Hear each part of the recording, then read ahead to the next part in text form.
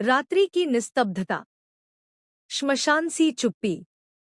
गंगा किनारे फैली धुंध में छिपा एक ऐसा रहस्य जिसे सुनकर समय भी थम जाता है। कहते हैं महाभारत का एक योद्धा आज भी इस पृथ्वी पर भटक रहा है।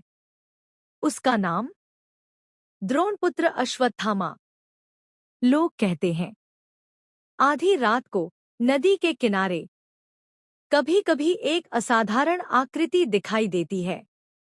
एक बूढ़ा साधु, बिखरे बाल, ताजा बहते घाव और माथे पर एक अदृश्य चमक, जैसे कोई रत्न कभी था पर अब शाप बनकर धड़क रहा है। कौन है वह? कहते हैं वही अश्वत्थामा है, वही शापित योद्धा जो हजारों वर्षों से मृत्यु और मुक्ति दोनों से दूर है।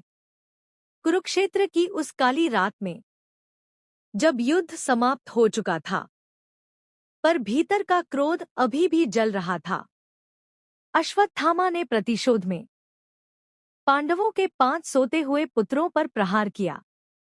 उस पल वह योद्धा नहीं रहा, वह क्रोध का अंधा रूप बन गया। और जैसे ही यह समाचार कृष्ण के कानों तक पहुंचा, दुनिया की दिशा बदल गई। कृष्ण उसके सामने प्रकट हुए, विष्णु के तेज से भरे, दिव्य क्रोध से धधकते हुए, और उन्होंने दिया वह शाप जिससे केवल शरीर नहीं, आत्मा भी कांप उठी।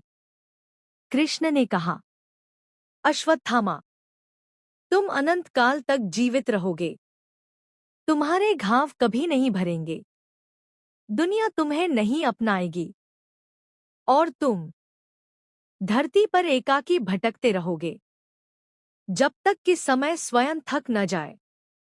एक तेज प्रकाश के साथ अश्वत्थामा के माथे से वे दिव्य मणि निकाल ली गई और उसी क्षण समय के पन्नों पर एक अनंत यात्री जन्म ले चुका था। उस दिन के बाद अश्वत्थामा ने हर युग बदलते देखा, राजाओं का उदय और पतन, साम्राज्यों की राख, नदियों का रास्ता बदलना, समुद्र का स्वरूप बदल जाना, और वह नहीं बदला। सदियां बीत गई पर उसके घाव वैसा ही टपकते रहे, ताजा, जीवित, हर पल उसे उसके अपराध की याद दिलाते हुए।